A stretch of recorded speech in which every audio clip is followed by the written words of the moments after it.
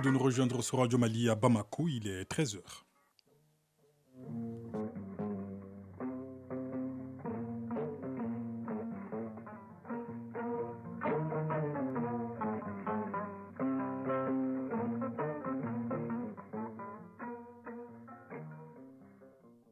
Le journal, Ibrahima Traoré.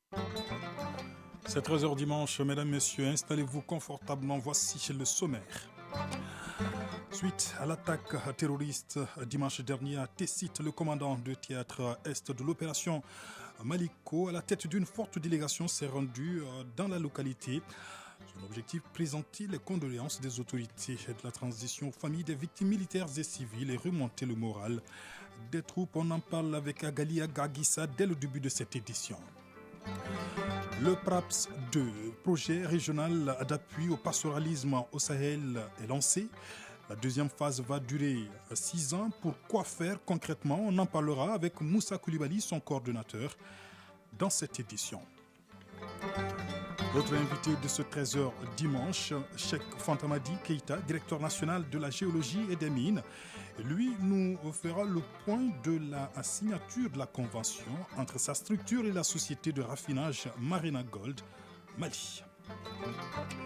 À suivre également toute l'actualité internationale dans ce 13h dimanche, mais aussi et surtout le journal des sports. Ce sera avec vous, Famourou Djourté, bonjour. Bonjour Ibrahima Traoré. Alors quel est le menu de la page des sports ce dimanche? La page sport de ce 13h dimanche est riche en discipline. On parlera du basketball avec l'Afro-Basket de moins de 18 ans, filles et garçons, Madagascar 2022, du football avec la Coupe ORTM et les éliminatoires de la Ligue africaine des champions des dames, du handball avec la 5e journée du championnat national qui a commencé ce matin sur les deux tableaux, et enfin du rugby, la deuxième journée du rugby championship.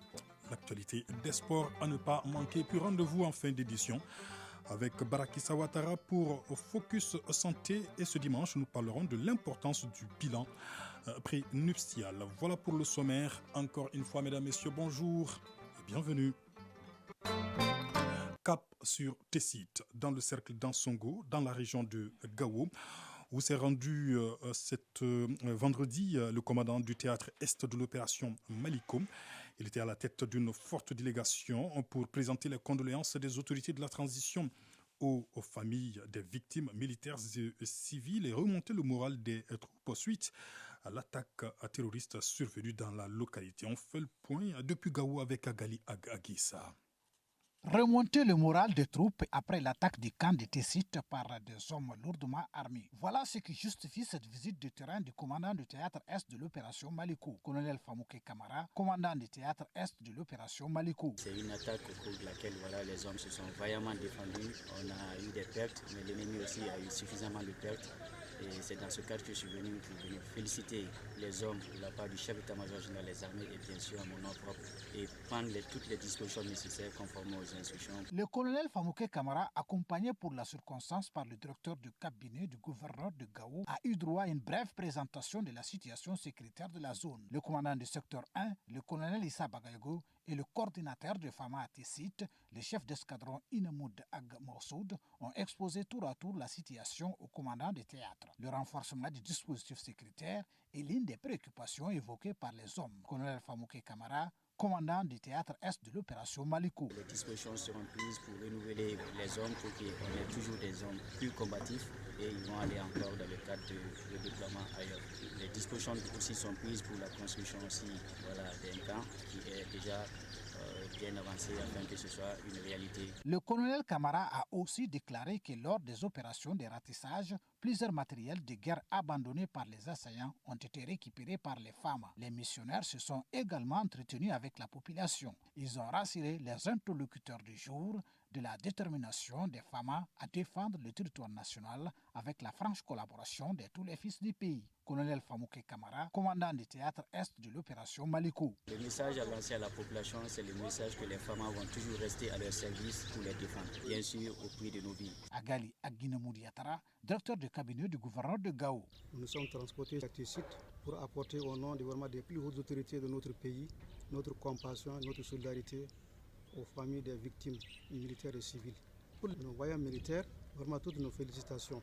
Et leur dire que vraiment, pour mourir pour une nation, ce n'est pas mourir pour rien. Donc la population malienne est derrière eux. Quant à nos populations, nous leur demandons vraiment d'être avec les FAMA, surtout vraiment de dénoncer vraiment les coupables, de donner les informations à temps. Le colonel Famouké Kamara et sa délégation se sont recueillis sur les tombes de soldats tombés, armes à la main, pour le Mali. Le PRAPS 2, je vous l'annonçais dans le sommaire, projet régional d'appui au pastoralisme au Sahel vient d'être lancé. La deuxième phase va durer 6 ans. Le projet est financé par la Banque mondiale à hauteur d'environ 35 milliards de francs CFA, en plus d'un apport du Mali d'1,158 milliards de francs CFA. Son but, booster les productions pastorales maliennes. On en parle avec Moussa Koulibaly, coordinateur du PRAPS 2. Monsieur Koulibaly, bonjour. Bonjour. Alors, qu'est-ce qui a motivé cette deuxième phase et en quoi est-elle différente de la première? Merci. Donc, ce qui a motivé pour cette deuxième phase, c'est surtout la réussite qui a été la première phase. Est-ce que vous pouvez vous éloigner de votre radio, s'il vous plaît? Ok. Oui, allez-y. C'est bon? Oui, c'est bon. Je vous demandais ce qui avait motivé. Oui, phase, allez-y, oui. c'est surtout le résultat que les acquis de la première phase qui nous ont motivé à aller vers la deuxième phase. Lesquels? Lors de la première phase, en termes d'acquis, parce que nous avons atteint tous les indicateurs, presque. Donc, ça, c'était pour les 6 pays. Donc, la Banque mondiale, le CILF et les 6 pays se sont engagés à consolider les acquis de la première phase et surtout à améliorer les conditions de vie des pasteurs et des agropasteurs. Quels sont ces acquis, M. Koulibaly? Les acquis, c'est surtout le nombre de bénéficiaires. Au Mali, nous avons atteint plus de 40 000 bénéficiaires. En termes d'infrastructures de santé animale, nous avons construit des parcs de vaccination, les postes vétérinaires, les postes frontaliers. En termes d'aménagement pastoral, c'est des points d'eau qui ont été aménagés, c'est des espaces pastoraux qui ont été aménagés, à peu près 1 million d'hectares qui ont été aménagés aussi. En termes d'accès au marché, c'est surtout les infrastructures d'accès au marché telles que les marchés à détail, les étals de boucherie, des aires d'abattage qui ont été construits dans les zones pastorales. En termes de gestion des crises, il y a eu quand même l'intégration des indicateurs de gestion des crises pastorales dans les indicateurs au niveau national. Voilà vraiment des grands acquis que nous avons eus au niveau du PRAPS 1 qui nous a conduit en tout cas à aller au PRAPS 2. C'est-à-dire pour vous dire que le PRAPS 1 a décaissé à 100% son financement. Donc du coup, le PRAPS 2 doit consolider les acquis du PRAPS 1. Très bien. Alors, quelles sont les composantes de ce projet que vous avez lancé qui va durer 6 ans? Ok, pour le projet qui va durer 6 ans, les composantes, on a l'amélioration de la santé animale et le contrôle des médicaments vétérinaires. Ça, c'est la première composante parmi les 5. Il y a la deuxième composante, c'est la gestion durable des paysages et amélioration de la gouvernance. La troisième composante, c'est l'amélioration des chaînes de valeur du bétail. La quatrième composante, c'est l'amélioration de l'inclusion sociale et économique des femmes et des jeunes. Et la cinquième composante, c'est la coordination du projet, le renforcement institutionnel, la prévention et réponse aux crises. Voilà les 5 composantes, en tout cas, du PRAPS 2. Le PRAPS 2 aussi, ce qui diffère du PRAPS 2 et du PRAPS 1, c'est que nous avons beaucoup plus axé nos efforts sur les activités de santé animale pour mieux maîtriser les 2 maladies prioritaires. Il y a l'inclusion sociale qui aussi n'était pas au PRAPS 1, aujourd'hui qui est une activité phare du PRAPS 2. Et dans l'inclusion sociale, il y a l'accès à la formation professionnelle, il y a l'amélioration de l'accès aux revenus sociaux. Donc, au moins 5 000 ménages pasteurs agro-pasteurs vont être recensés, qui vont bénéficier de 15 000 francs par ménage par mois pendant 3 ans. Et il y aura aussi des activités génératives de revenus. Et où est-ce que vous allez intervenir concrètement? Quelles sont les zones d'intervention de ce projet? Les zones d'intervention du projet, c'est toutes les régions du Mali, que ce soit les anciennes ou les nouvelles régions, mais principalement les zones pastorales. et surtout les cercles frontaliers avec les pays du Sud, avec le Niger, le Burkina, la Mauritanie, mais aussi avec les pays côtiers, le Sénégal et la Côte d'Ivoire, au niveau duquel nos animaux recensent des mouvements très importants. Et donc, cet élevage transfrontalier doivent être vraiment soutenus. Voilà un peu les zones, sinon c'est tout le Mali, mais axer les efforts vers les zones pastorales. Monsieur Ousmane, Monsieur Moussa Koulibaly, je rappelle que vous êtes coordinateur du PRAPS 2. Je vous remercie. Merci.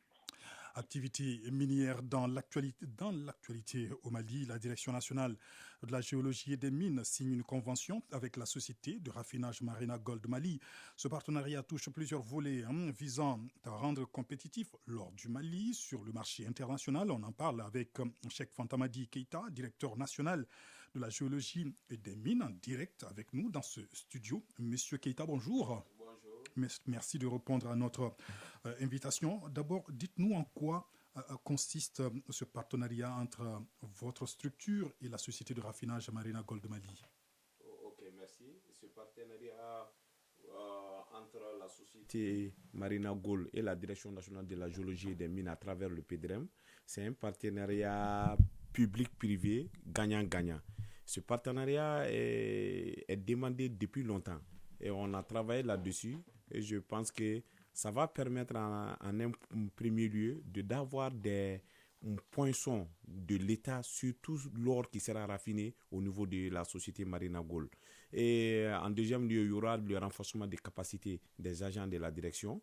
Il y aura également des programmes de travail entre la direction nationale à travers le PDREM, le programme de développement des ressources minérales, et la société Marina Gold. Je voulais dire aussi, ça va permettre à la direction nationale, à travers le ministère des Mines, de l'Énergie et de l'Eau, de capitaliser tout ce qui est l'or artisanal qui sera produit au Mali. Oui, on va essayer de voir comment amener ces artisans à amener leur or au niveau de la société. Justement, pourquoi cibler leur paillage artisanal là? Oui, il faut cibler ça parce que quand vous regardez le code minier qui le dit à son article le décret d'application du code minier, à son article 166, on dit que toute société minière qui détient un permis de recherche et qui détient un permis de petite mine, un permis d'exploitation de petites mines et un permis d'exploitation de grandes mines est tenu d'affiner, de traiter et de transformer ces produits miniers dans des installations au préalable agréées par un organisme de certification internationale. Donc, par rapport à cet article, nous ne pouvons pas à ce moment immédiat demander aux sociétés minières d'amener leur or au niveau de la société Marina Gold. Parce que Marina Gold ne détient pas à ce jour cette certification internationale. Très bien. Et quel est le volume de production des orpailleurs traditionnels au Mali? On ne peut pas dire exactement le volume que ces orpailleurs produisent. Mais on estime à chaque année à 7 tonnes. À 7 tonnes, mais de vous à moi, on connaît bien la production artisanale qui se tient sur l'étendue du territoire malien, c'est plus de 7 tonnes. Et quelle est la capacité de la société de raffinage Marina Gold Mali? Quelle est sa capacité de raffinage concrètement au Mali? Oui, nous on a essayé d'aller voir les installations de cette société. On a vu qu'ils ont des équipements adéquats. Ils peuvent raffiner jusqu'à des tonnes par an, mais ils peuvent raffiner aussi par rapport au carat jusqu'à 24 carats, c'est-à-dire un raffinage au niveau de 99,9%. Donc, l'or qui sort pour être raffiné à l'extérieur, jusqu'à 89,9%, Marina Gold aussi aujourd'hui au Mali peut le faire. D'accord. Donc, ils ont cette capacité. Donc, in fine, pour vous, c'est de cibler les exploitants industriels pour que ces derniers puissent raffiner sur place au Mali. Bien sûr, ça c'est l'idéal et on est en train, le travail d'aujourd'hui, c'est un jour aller à ça. De voir que l'or totalement produit au Mali, que ce soit industriel ou artisanal, soit raffiné au Mali. C'est pourquoi on est en train de faire ces partenariats avec ces sociétés de raffinage pour les aider à avoir cette certification internationale. Combien nous avons aujourd'hui combien de mines au Mali?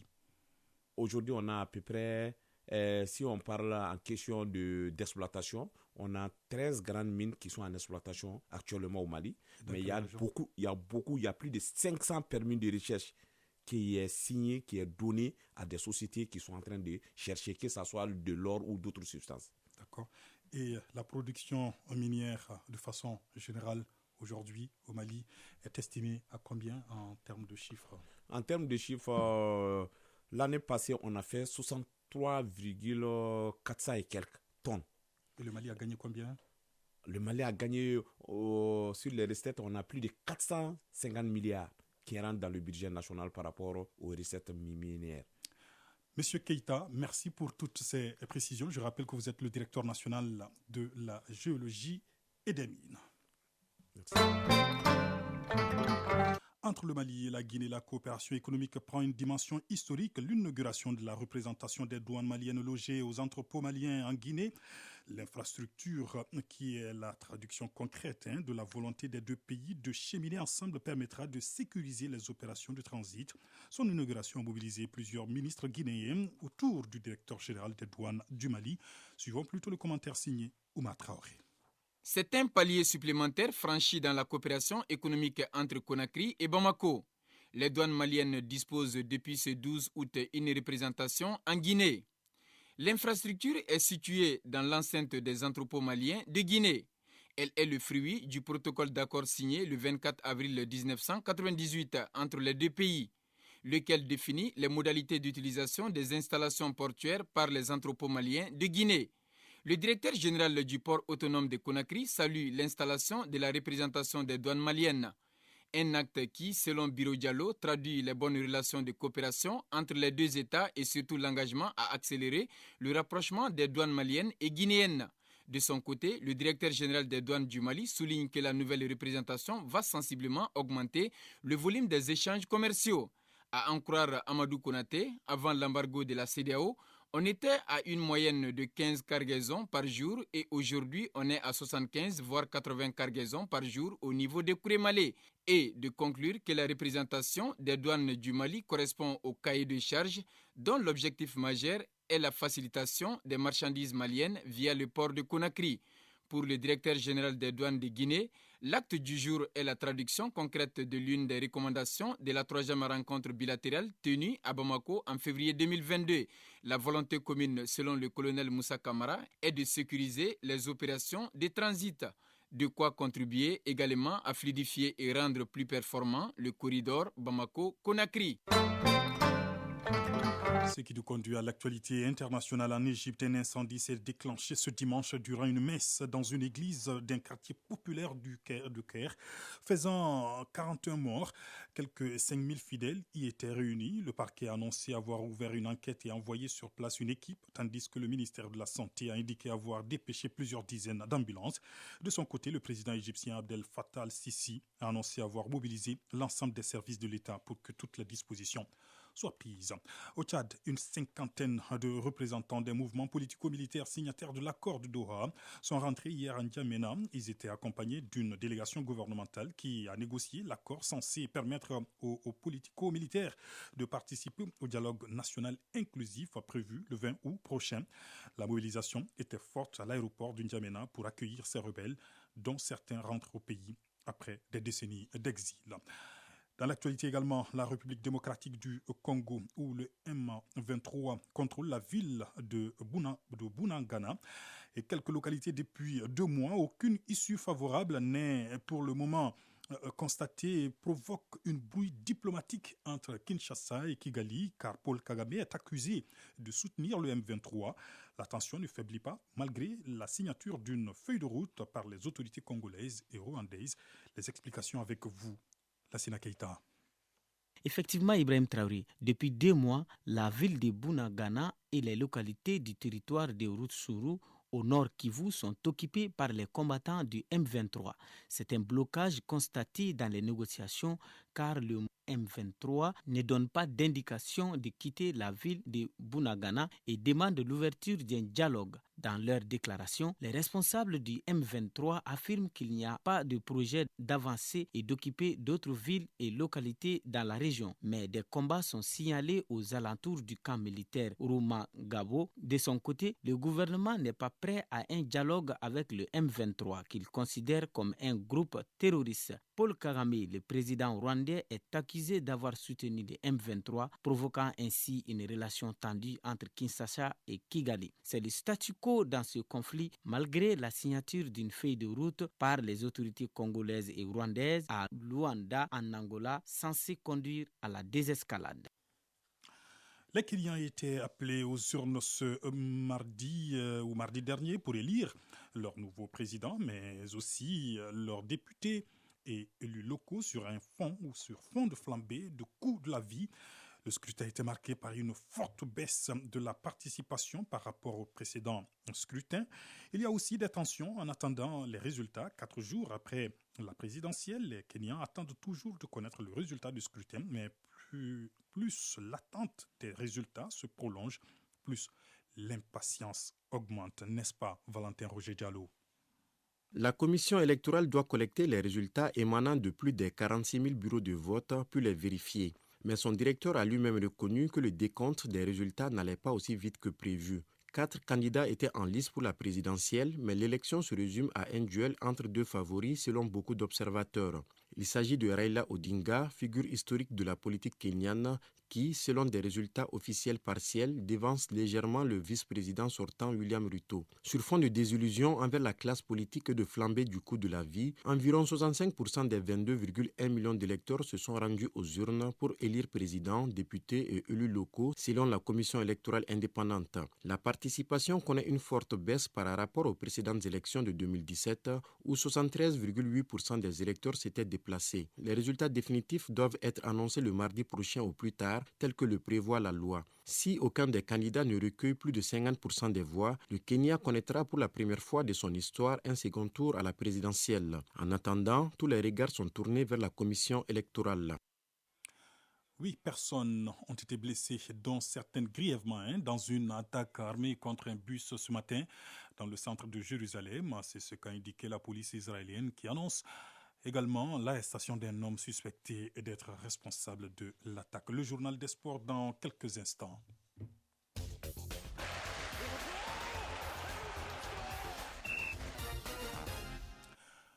L'actualité des sports, Famourou Djourté, bien installé. Très bien, Ibrahima Traoré. Alors, Afro-basket féminin des moins de 18 ans, le Mali reprend son bien à l'Égypte. Eh oui, en 2020, l'Égypte battait le Mali 68-63 et remportait son deuxième titre dans cette catégorie. 2 ans plus tard, les Aiglons prennent leur revanche avec la manière. Les Maliennes se sont imposées ce samedi en finale devant les Égyptiennes 86-54. Le Mali est sacré champion pour la 8e fois de son histoire dans l'Afro-basket féminin de moins de 18 ans. Le Mali retrouve ainsi, comme vous l'avez dit, son bien et décroche son 8e titre après 96, 2000. 2006, 2008, 2014, 2016 et 2018. L'ailière forte malienne Maïmouna Aïdra a terminé meilleure marqueuse et meilleure joueuse du tournoi. Et chez les garçons, le Mali s'est classé tout de suite, il y a quelques secondes, tout à l'heure, 3e de cette compétition en battant l'Angola 79-54. Une victoire synonyme de la médaille de bronze pour le Mali. En finale des garçons, Madagascar défie ce dimanche également l'Égypte à 14h30. Football et retour à l'actualité nationale. Coupe ORTM, le groupe A rend son verdict aujourd'hui. En effet, on connaîtra ce dimanche la 2e équipe qualifiée du groupe A pour les demi-finales à l'issue de la rencontre commune 2, commune 4. La commune 2 a 4 points et la commune 4, vainqueur de l'édition précédente, a 2 unités à son compteur. C'est la commune 4 qui est donc contrainte à la victoire si elle veut continuer la défense de son titre, puisqu'hier l'équipe de Kati a disposé de celle de la commune 5 par 2-1. Une victoire qui permet aux Catois, avec 5 points, d'empocher le premier billet pour le dernier carré dans le groupe A. Salif Diakité nous résume ce match Kati commune 2. L'équipe de Kati et celle de la commune 5 jouent leur survie. Troisième avec 2 points, la formation de Kati doit impérativement gagner pour passer au prochain tour. Par contre, la commune 5 qui n'a plus son destin à main a l'obligation de victoire avant d'espérer sur un éventuel faux pas de la commune 4 face à la commune 2 ce dimanche. Ce duel des mal classés a vite tourné à l'avantage de la commune 5 qui ouvre le score à la 26e minute par l'entremise de Sandali Sidibé. Solide défensivement et efficace offensivement, l'équipe de la commune 5 conserve son avance jusqu'à la pause. En seconde période, l'équipe de Kati sonne la révolte et renverse complètement la situation en l'espace de 2 minutes. D'abord, Samba Konare égalise de la tête à la 66e minute et ensuite, Adama Traoré scelle définitivement le sort de ce match palpitant. Samba Konare de Kati a été élu homme du match. Kati file en demi-finale et attend avec impatience son adversaire de la poule B. Pour sa première participation à la Coupe ORTM, l'équipe de Kati est donc en demi-finale, même si la position reste encore à déterminer, mais elle est sûre quand même de terminer dans les 2 premières places du groupe A. Cet après-midi au stade Mamadou Konaté, la commune 2 sera face à la commune 4. La Coupe ORTM est à suivre en direct sur ORTM 2 et sur les ondes de la radio chaîne 2 de l'ORTM. Éliminatoire de la Ligue africaine des champions à présent des dames. Maroc 2022, l'AS Mandé va défendre son titre au Libéria. Oui, sacré championne de la zone Ouest A de l'Union des fédérations ouest-africaines de football UFOA. L'année dernière, l'AS Mandé s'est envolée ce dimanche pour Libéria où elle défendra son titre. Le club champion du Mali tentera de garder son titre face aux Libériens de Determined Girls et les Sénégalaises de l'Union sportive des parcelles d'Assenis USPA. Prévu du 17 au 21 août 2022 à Monrovia, dans la capitale libérienne. Le tournoi s'inscrit dans le cadre des éliminatoires de la 2e édition de la Ligue des champions féminines de la CAF, dont la phase finale aura lieu au Maroc en octobre. À l'issue du tournoi qui se joue en aller simple, le vainqueur va défendre les couleurs de la zone Ouest A de l'UFOA au Maroc aux côtés des clubs champions des autres zones. Vous l'annonciez hier, et c'est désormais officiel. Notre compatriote Mohamed Kamara est un joueur de l'AS Monaco. Oui, l'arrivée de l'international malien Mohamed Kamara Tchamanché a été confirmée par l'AS Monaco. Ce matin, le milieu de terrain s'est officiellement engagé avec le club de la Principauté. Il a signé pour 5 saisons jusqu'en juin 2027. Le transfert est estimé à 15 millions d'euros, soit 9 milliards 825 millions de francs CFA environ. Âgé de 22 ans, le milieu malien vient pallier le départ de Aurélien Tchouameni, parti au Real Madrid il y a quelques semaines. Son arrivée ne faisait plus aucun doute puisqu'il avait notamment été aperçu samedi dans les tribunes de l'UID lors de la rencontre de Ligue 1 qui opposait son nouveau club, l'ASM, au stade rennais. Handball à présent avec la 5e journée du championnat national hommes et dames qui démarre ce dimanche. Oui, 5 matchs sont au programme aujourd'hui. 4 rencontres se sont jouées déjà ce matin. Au stade Mamadou Konaté, chez les dames, le COM a battu le COL 35-25. Au stade Modibo Keita, toujours en dames, l'AS Police s'est imposé 27-18. Et chez les messieurs, le Sigide Kaye a gagné contre le Debo Club 29-15. Le dernier match du jour se joue dans l'après-midi au stade Mamadou Konaté. L'Afrique du Sud est tombée à domicile ce samedi face à la Nouvelle-Zélande, 23-35 à l'occasion de la 2e journée du Rugby Championship. Oui, pas de confirmation pour l'Afrique du Sud face à la Nouvelle-Zélande. Vainqueurs de leurs adversaires la semaine passée, les Springboks se sont inclinés face aux Néo-Zélandais 23-35 ce samedi. Les hommes de Ian Foster s'offrent ainsi une belle revanche sur les champions du monde. Et mieux, ils mettent fin à leur dynamique négative de 6 matchs sans victoire à 1 an du mondial en France. Et permettez-moi d'ajouter cette information de football qui vient de nous parvenir. Alors, Mohamedou Samake dit Sam Diema est le nouveau président du comité transitoire du stade malien de Bamako. Merci beaucoup pour toutes ces informations sportives. Famorou Dureté. Santé dans quelques instants. Focus Santé. Oui, dans ce numéro de Focus Santé, nous parlons de l'importance du bilan prénuptial. Il s'agit d'un ensemble d'examens cliniques auxquels Les futurs époux doivent se soumettre. Focus Santé en rediffusion, une réalisation de Baraki Sawatara. Quand deux personnes décident de s'unir pour la vie, c'est avec l'intention de fonder un foyer et de vivre en harmonie. Pour jouir de ce bonheur, il est indispensable de vérifier et d'anticiper tout ce qui pourrait troubler la quiétude du couple. Pour cela, il est important pour les futurs époux d'effectuer le bilan prénuptial. Ce bilan permet ainsi d'éviter ou de corriger certaines pathologies. Dr Amadou Bokoum, gynécologue obstétricien au CHU Gabriel Touré. L'examen, ça comprend d'abord l'interrogatoire. Il faut d'abord poser des questions aux deux individus qui veulent se mettre en union. Préciser déjà leur âge. L'âge est un facteur pour certaines maladies. Quelqu'un qui est infecté par le VIH-Sida, on découvre ça, on te met sous traitement. Il y a 99% de chances, voire 100% d'avoir des enfants qui n'auront pas le VIH. Quelqu'un qui a l'hépatite, on l'a traité. Donc c'est très important. Souvent, il y a des couples où l'un des partenaires a une maladie chronique telle que le diabète ou bien l'obésité.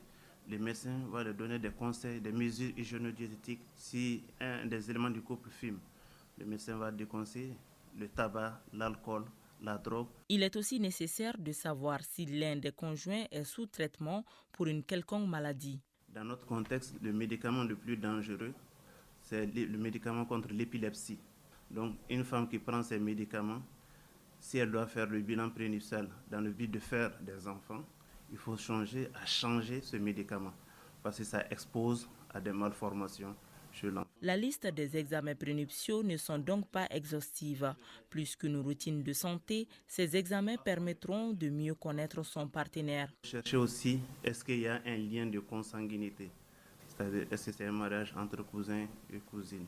Donc, il peut constituer des facteurs de risque pour certaines maladies héréditaires, telles que la drépanocytose dans notre contexte.